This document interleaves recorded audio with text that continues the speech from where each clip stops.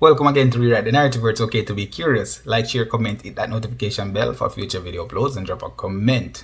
Thank you guys for just stopping by and showing some love. Today we have three things that we need to talk about. Three very important things. First being Sri Lanka versus South Africa. Today it's a low scoring match, but excited all the way down to the last ball. I'm looking at these matches like it's a part of the West Indies journey to the semi-finals. So I was hoping that Sri Lanka would have pulled off a victory on this one, because South Africa already won against the West Indies. We could definitely use Sri Lanka to just level the playing field a little bit for us. Just win against the South African team, and that would level the playing field because they have to come through the West Indies to get to where they want to. Therefore, we would have to settle the score when we meet. The other one that we need to talk about is England versus Australia. What a game! England is just out of this world at this point. They put Australia in defensive mode from the first ball they bowled. Australia definitely didn't have any answers for those bowlers. I was looking at it and I was like, well, West Indies going out for 50 was disappointing, to say the least. But watching Australia, which is a very well coached team with a directive from the start, looking like a West Indies team that usually don't have a directive, we just hope that the players go out and just do their thing. England is definitely a team to watch. At this point everybody's watching, but it's no fluke. These guys, they are showing up and they are doing it right, and we got the result that we're hoping for, definitely, because England won against Australia. It was a massive victory, so it definitely affects the net run rate.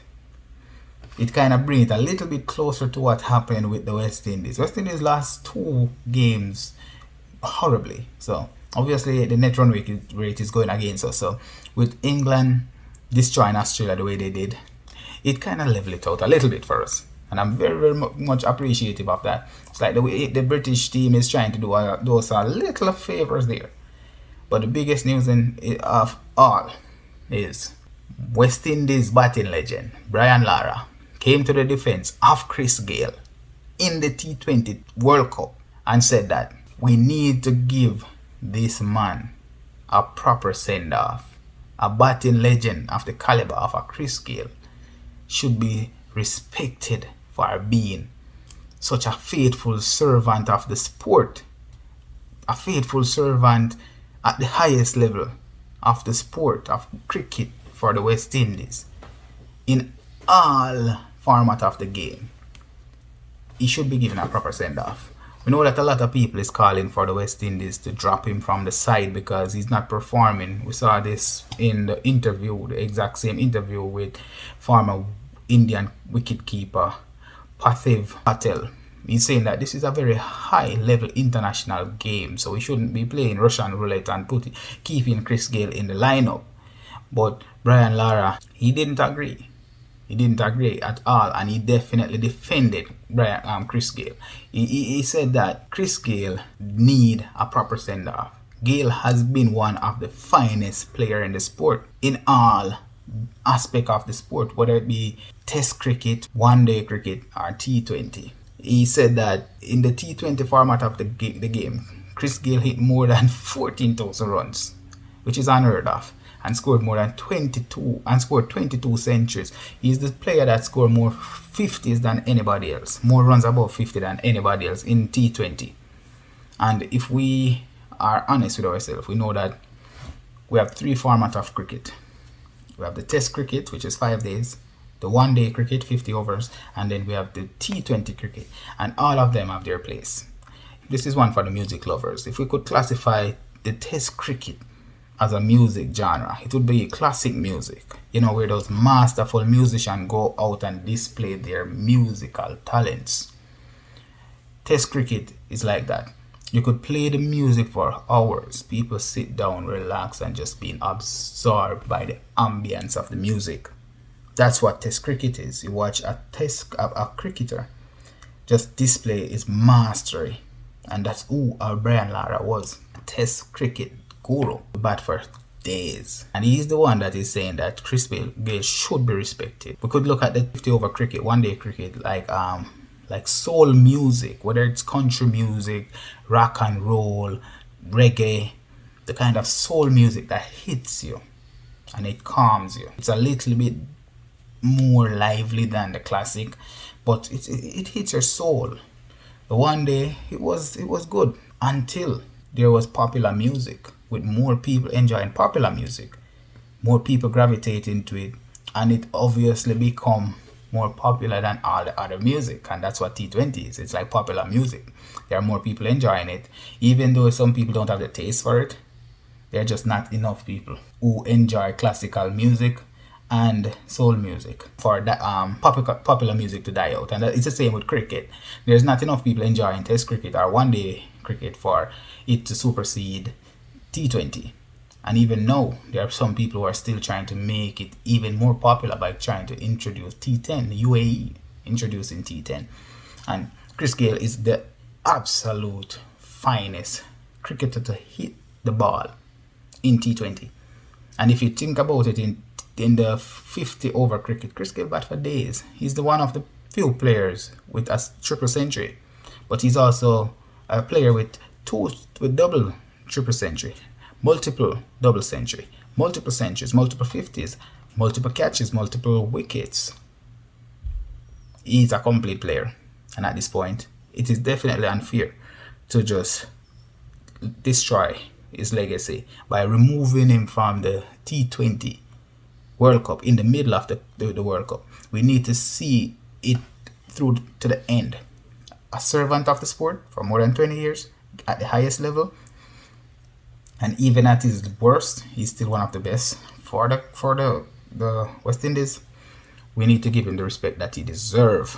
That's definitely what Brian Lara is saying. Parthiv Patel went on to say that, with all due respect to what he has done in T20 cricket, but here we are talking about international high quality games. For me, it is time for the West Indies to look beyond Chris Gayle. Lara responded by saying Chris Gayle is already in the World Cup, and his experience and the fact that he can pass on something to the young players, that's key.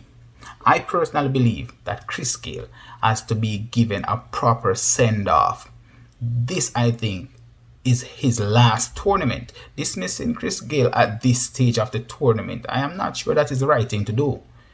I would like to see some sort of nice approach for the rest of the tournament. I think he can still make an impression on the younger players, even if he's not scoring, even if he's not contributing with the bat the way that we know how he usually contribute. Chris Gayle is absolutely a positive impact on cricket internationally and locally. There are a few people who doesn't appreciate Chris Gayle, and there are reasons why. Again, cricket has evolved from passion to business. Most countries got involved in the business of cricket long before the West Indies. West Indies had always been a talented bunch of people who are just passionate about cricket. It's not the same anymore. Talent and passion has evolved to where we're seeking out capitalize on the business of cricket. T20 is the highest level of cricketing business. It's a shorter form of the game, very popular, and it draws attention. And Chris Gayle is one of the most marketable players there is. Apart from his ability with the bat, he is just an amazing person outside of the field. He is a showpiece, and every sport have one. Track and field had Usain Bolt. He wasn't just talented, he wasn't just the best runner.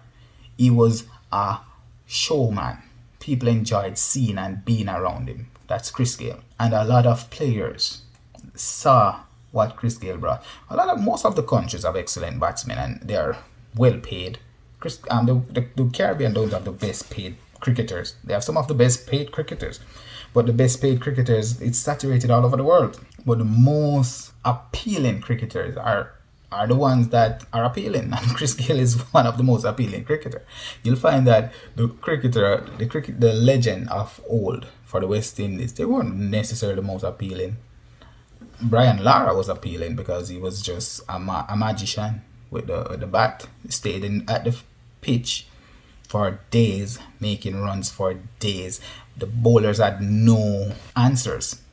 Chris Gayle was different. He was getting to the same place in a different way. He's gotten multiple triple century, but in faster time with more boundaries, more six.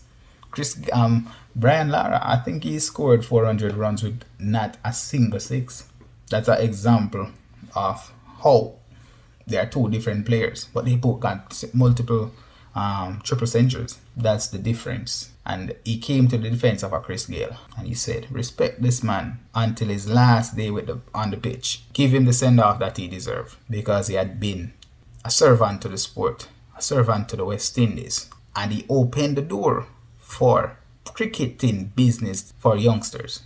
Youngsters are better paid than the older cricketers, because cricket had evolved into becoming a business, the business of popular cricket. Classical music have a place in history. Soul music have its place. But popular music is king at this time. And it's the same with popular cricket. Popular cricket is T20 and T10 cricket at this point, and it's king. And I want to say a lot of respect to the batting legend Brian Lara for coming out and being positive and showing his respect, because real knows real. This cricketer is one of the few cricketers, or one of the West Indies greats, who was capable of putting the team on his back and bringing them across the river. Chris Gayle is one such cricketer also, so he knows what it takes to perform at the highest level for a very long time, with the kind of pressure that is placed on a cricketer of that caliber. And I'm going to go into this a lot further, because now that I think about it, there are so much similarities between Brian Lara and Chris Gayle, from their batting ability to their captaincy to their exit from the game. Drop a comment in the comment down below. If you haven't subscribed, please subscribe, and share with a friend, and tell a friend to tell a friend. Rewrite the narrative.